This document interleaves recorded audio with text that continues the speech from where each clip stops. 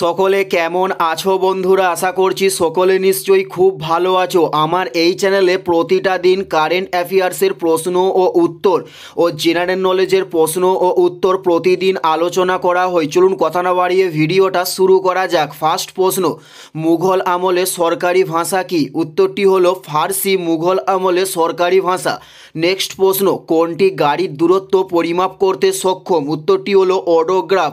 এটি গাড়ির দূরত্ব পরিমাপ করতে সক্ষম হয়। নেক্সট প্রশ্ন, কোন খেলাটির সঙ্গে টি কথাটি যুক্ত? উত্তরটি হলো গ্লোভ খেলার সঙ্গে টি কথাটি যুক্ত। উত্তরটি হলো গ্লোভ খেলার সঙ্গে টি কথাটি যুক্ত। নেক্সট প্রশ্ন, লোকসভার সভাপতিত্ব করেন কে? লোকসভার সভাপতিত্ব করেন কে? উত্তরটি হলো স্পিকার লোকসভার সভাপতিত্ব করেন। উত্তরটি হলো স্পিকার লোকসভার সভাপতিত্ব করেন। নেক্সট প্রশ্ন, ভারী জলের সংকেতকে কি বলে?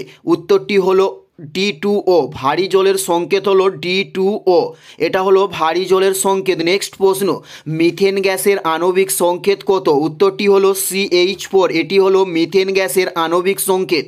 উত্তরটি হলো CH4। নেক্সট প্রশ্ন, দীনদয়াল বন্দর কোন রাজ্যে অবস্থিত? উত্তরটি হলো গুজরাট রাজ্যে দীনদয়াল বন্দরটি অবস্থিত।